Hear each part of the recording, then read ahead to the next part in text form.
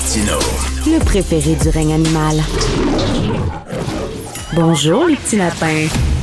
Alors, nous allons parler de deux histoires judiciaires qui font beaucoup jaser avec Valérie Gontier, ma collègue du Journal de Montréal. Elle est journaliste aux affaires policières et judiciaires. Bonjour Valérie. Salut. Premièrement, écoute, une histoire assez particulière, là, ce procès pour le triple meurtre à Brossard. Rappelle-nous les faits, Valérie. Oui, en fait, c'est arrivé comme en septembre 2022. Il y avait une femme, 2 enfants qui avaient été retrouvés morts dans un immeuble à condo à Brossard. Puis, il y avait un homme, le père des enfants et le conjoint de la femme qui avait été arrêté, accusé. Et là, aujourd'hui, il subit son procès pour meurtre non prémédité de sa conjointe et le meurtre prémédité de ses 2 enfants qui avaient 2 et 5 ans à l'époque.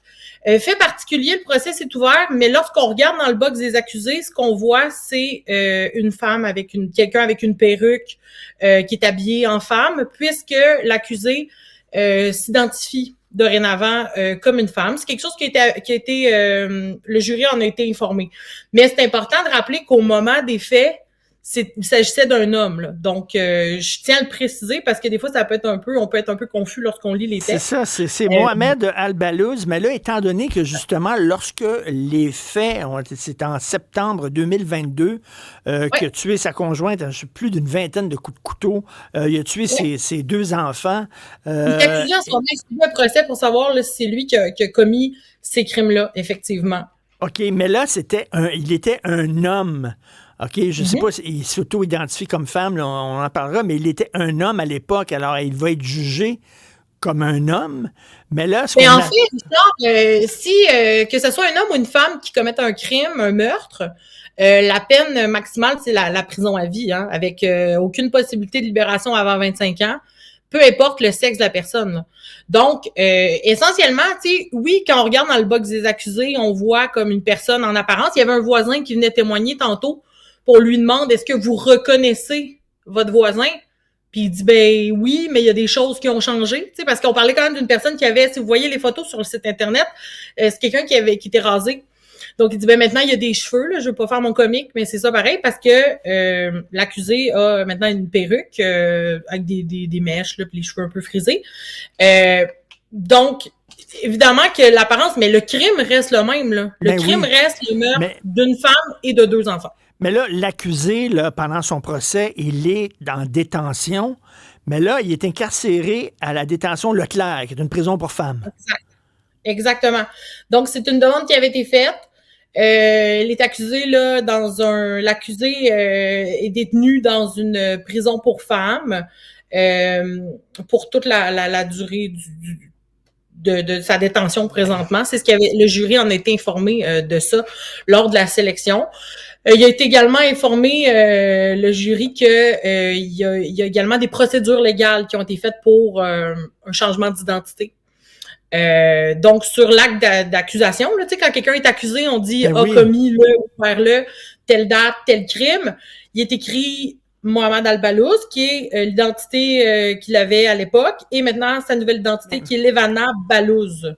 Okay, qui est le nom mais Valérie, il suffit maintenant, avec les nouvelles règles au Canada, parce que ça, c'est un pénitencier, là, c'est plus de 2 ans, c'est pas une prison, c'est un pénitencier, et il suffit que tu t'auto-identifies comme femme, que là, on pose pas de questions, on commence pas à enquêter, c'est-tu vrai ou c'est-tu pas vrai, c'est-tu parce qu'il veut bénéficier de mesures plus légères, etc. On dit, OK, tu t'identifies comme femme, on va t'envoyer dans une prison pour femmes. C'est ça, maintenant, les règles au pays, là. J'ai pas vraiment j'ai pas vraiment l'information à savoir de pourquoi, qu'est-ce qu'on lui a permis, est-ce que qu'est-ce qu'il a fallu que la personne fasse pour pouvoir bénéficier de cet avantage-là, si on veut, d'être dans une prison pour femmes, parce qu'on connaît l'état des prisons pour hommes. Hein. Je veux juste préciser qu'en ce moment, elle est détenue dans dans une prison provinciale, parce que c'est dans l'attente de, tu sais, est en train de subir son procès. Elle est reconnue coupable. Lorsque c'est une peine de plus de 2 ans, là, il ira dans un pénitencier fédéral. OK. pour toute peine de plus de 2 ans. Mais OK. quand même, à ce moment-là, on verra qu'est-ce qui va arriver si elle est reconnue coupable. Ceci dit, j'ai vraiment aucune idée de c'est quoi les normes, etc.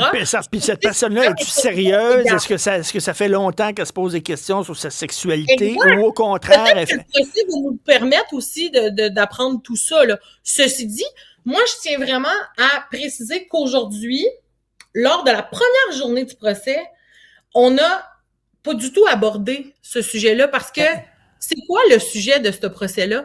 C'est qu'il y a eu un féminicide et un familicide, en fait. Là. C'est une famille qui a été décimée là, dans la nuit du 24 mais Valérie, quand même, tu dis c'est la même peine, effectivement, que ce soit un homme ou une femme, mais par contre, les conditions de détention ne sont pas les mêmes, je crois, dans une prison pour hommes et dans une prison pour femmes. Et là, quand ça va être le temps de donner la sentence, Valérie, là, puis là, je ne veux pas partir tout le débat, là, c'est pas ça, on parle vraiment d'un cas, là, de façon objective, mais lorsque ça va être le temps de donner la sentence, sachant que 25 ans dans une prison pour hommes, c'est pas la même chose que 25 ans dans une prison pour femmes, est-ce qu'on va aborder l'éléphant dans la pièce, là, c'est-à-dire ce sujet-là, selon toi? Absolument.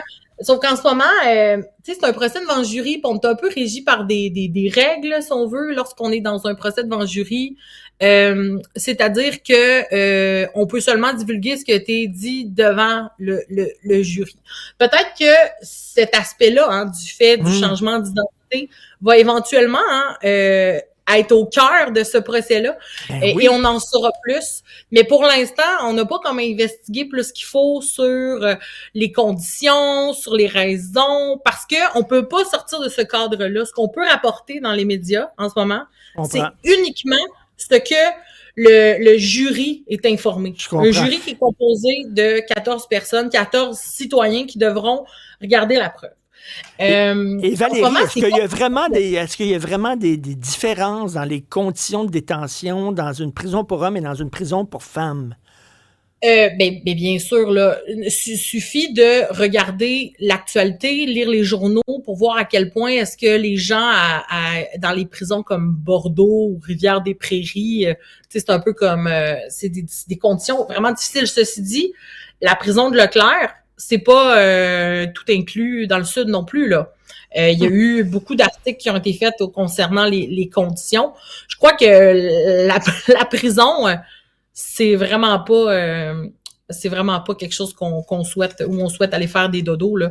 Et Valérie, je parlais il y a quelque temps à un représentant syndical des gardiens de prison qui me disait à la prison Leclerc, qui est une prison pour femmes, il y a des gardiennes de prison qui doivent faire des fouilles à nu sur des individus qui sont des hommes, avec un pénis, avec tout le... Ce sont des hommes, mais qui se disent femmes, et elles sont obligées de faire des fouilles à nu sur un gars, sur une personne qui est un homme, et elles se sentent, ces gardiennes de prison-là, se sentent extrêmement mal à l'aise. Puis il y en a qui refusent de le faire. Ça pose une sacrée question, là.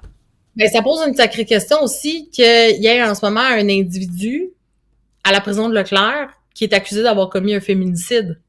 Donc de la violence envers une femme, mais j'ai pas de réponse malheureusement à ces questions-là pour l'instant, puis peut-être qu'on aura l'occasion là de s'en reparler après le procès ou pendant le procès, c'est des informations qui viennent à être discutées là. Écoute, tu as écrit un autre texte, Valérie, coupable d'agression sexuelle, un récidiviste écope de 4 ans de détention, même s'il a fui le pays. Donc, c'était un gars qui a fait une agression sexuelle sur une femme qu'il ne connaissait pas beaucoup. Donc, il l'a agressée et là, il a été arrêté. Et à un moment donné, on l'a relâché le temps en disant là, on va statuer sur ta sentence.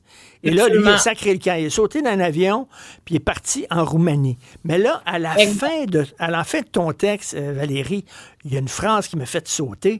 Puis c'est pas pour rien que tu l'as mis à la fin de ton texte. C'est avec que ça punchait. Ce gars-là a déjà été reconnu coupable par le passé d'agression sexuelle et de tentative d'entrave à la justice. La question qu'on se pose, c'est que tabarnouche, comment ça se fait qu'on l'a laissé sortir d'abord s'il avait déjà été reconnu coupable d'agression sexuelle? Ouais, ben, tu sais, puis je le précise là, au début de mon texte que ce gars-là, c'est un récidiviste, tu sais. Oui. Puis c'est vraiment le cauchemar de n'importe quelle femme, là, ce qui s'est passé, là. C'est-à-dire que ça s'est passé sur, tu sais, la victime, c'est une voisine, il y a une conversation un peu naïve qui s'entame, la personne, elle accepte d'aller chez lui parce qu'il parle de façon professionnelle, il se parle de travail. Elle accepte, elle y va, et là, à un moment donné, au fil des consommations, blackout, est dans le noir, elle se rappelle plus de rien, puis quand elle se rouvre les yeux, elle est en train de se faire agresser sexuellement, tu sais. Puis ce gars-là, ben il a eu son procès, puis tu sais, Richard, le problème c'est que en ce moment les prisons sont déjà pleines. C'est une personne qui a eu qui a sûrement pu offrir des garanties qu'il allait pas fuir la justice, hein. Puis malheureusement, ben c'est ce qui est arrivé parce que lui, quand il a senti la soupe chaude là, après avoir été condamné pour le procès, ben il s'est dit ciao bye, puis il a quitté. Mais ce qui est particulier, c'est que cet individu-là, il avait une vie ici, là. Il avait une famille, là, puis il est parti, puis il a tout laissé en arrière. Puis c'est parti. Au moins, il y a une procureure de la couronne qui a été comme crinquée, puis qui s'est dit ça s'arrêtera pas là, puis on va lui donner une sentence, parce que le fait de lui donner une sentence changeait tout pour la suite des choses. Si on donnait pas de sentence, c'était au corps de police, qui est un tout petit corps de police, d'aller le chercher, ce qui serait jamais arrivé, parce que c'est une police, tu sais, Mais en tout cas, on peut se poser la question comment ça se fait qu'on l'avait laissé sortir quand même, en sachant fort bien que le gars était récidiviste. Et écoute, il faut rappeler, parce qu'on parle de violence contre les femmes, une 24e femme assassinée au Québec aujourd'hui, depuis le début de l'année. 24! C'est la 13e à mourir dans un contexte conjugal. Alors, à chaque année, là, Richard, depuis quelques années, avec ma collègue Camille Payan, là, c'est moi qui m'occupe de on appelle ça la revue des meurtres, là, c'est-à-dire qu'on comptabilise les meurtres, on regarde, puis des femmes, là, il y en a tout le temps qui meurent à chaque année, tout le temps trop. À chaque année, on regarde le nombre de femmes qui décèdent, puis c'est vraiment choquant, là. Ben oui, une 13e là, qui vient de se faire tuer encore par son conjoint, ça n'a aucun sens. Il y a un vrai problème de société. Merci beaucoup, Valérie Gontier. Merci. Bonne journée. Au plaisir, à bientôt. Salut.